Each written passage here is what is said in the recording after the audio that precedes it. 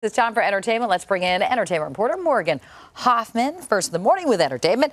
And we are going to begin, as we did with the show, with the news of Quincy passing. Yes, like you were saying, he passed away peacefully at his home on Sunday night at the age of 91. I mean, it is phenomenal when you just look at what this human being and who he is as a person, but also what he contributed to the music landscape, television landscape, film landscape. I mean, it's fascinating when you look at all the different genres of music that he influenced, from jazz, pop, R&B. He worked with Frank Sinatra, Michael Jackson, Ray Charles. He met Ray Charles at the age of 15. He said that he looked at him like he was a god. This is somebody who really influenced him as a musician and the kind of work that he wanted to do. He met Michael Jackson when he was producing the soundtrack for the movie The Wiz. Then, of course, they collaborated on Thriller, which then, of course, goes on to sell over 100 million records around the world. I mean, it was just such an incredible success at that time. He was also the mind behind the charity single that was just loaded with fantastic musicians. We Are the World. I mean, the list just goes on and on. Lionel Richie has said he's the master orchestrator.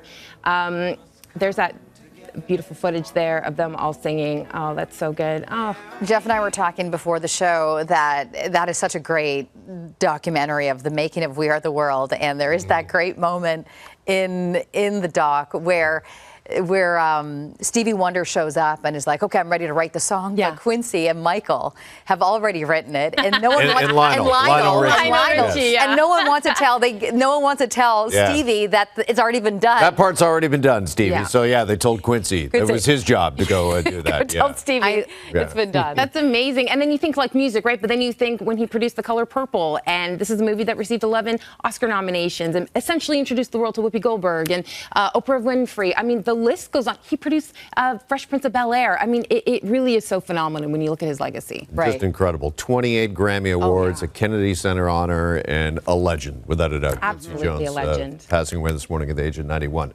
Okay, James Van Der Beek, he is opening up about some health struggles. Yes, so he's told everyone now that he is dealing with colon cancer. This is something that he said he was trying to deal with privately.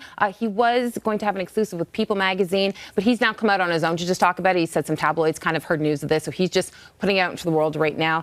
He's currently receiving treatment for this.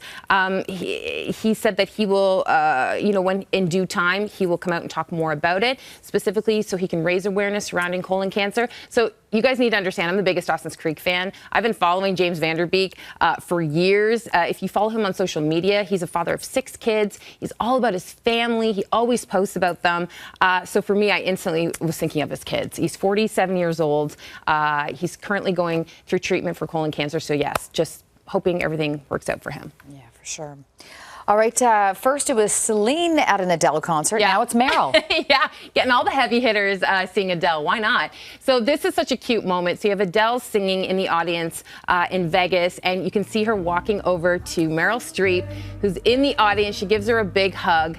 Her daughter's beside her, but the best part of this whole thing is Adele is dressed up like Meryl Streep's character in Death Becomes Her. So this was for Halloween. I don't know if she knew she was going to be in the audience. I would assume she did, to dress up like her character from Death Becomes Her. There she is there. Isn't that fantastic? This can't be a coincidence. It can't she be. Has to know she must Morgan. have known. So I love this. And you know, Death Becomes Her has become a film that people are talking more and more about, even though it came out back in the 90s. You have Sabrina Carpenter's music video Taste. Right. That came out that everyone was talking about. That essentially was inspired by Death Becomes Her. So I just love that this movie's getting all the love that it deserves again. All right. Speaking of concerts, we were at one this weekend. We were. Yeah, we were together. That was really fun. You always like dancing. Oh, I love to dance. Yes. There is not a dance floor I do not like. I know. This is great. This is for Fireball for Arthritis Society of Canada. It was this wonderful charity event there to raise awareness, raise funds, and it was the tenors up on stage. Yeah, they were